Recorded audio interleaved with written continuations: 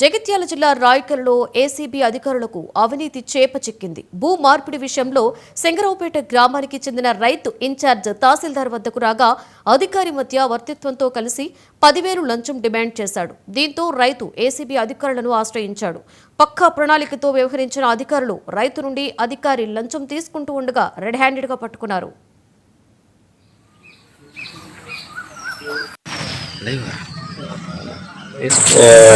Document writer, private document writer ఉన్నారు. అతని పేరు మొహమ్మద్ ముజాఫర్. ఈ ముజాఫర్ ద్వారా 10,000 రూపీస్ బ్రైబ్గా అడిగారు.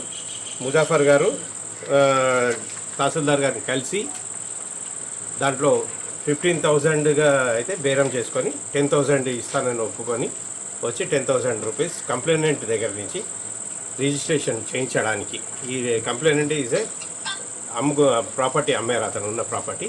అమ్మిన ప్రాపర్టీని రిజిస్టర్ చేయడానికి కోసము 10,000 రూపీస్ బ్రైబ్ ఇస్తుండగా త్రూ ముజాఫర్ అతని private document writer acceptance of 10,000 rupees తీసుకుంటుంటే రెడ్ హ్యాండెడ్గా పట్టుకొని ఆయన ద్వారా శ్రీ తహసీల్దార్ గారు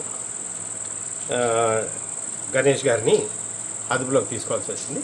గణేష్ గారిని అండ్ ముజాఫర్ ప్రైవేట్ డాక్యుమెంట్ రైటర్ని ఇద్దరిని ఈరోజు రిమాండ్కి రేపు తరలిస్తాం.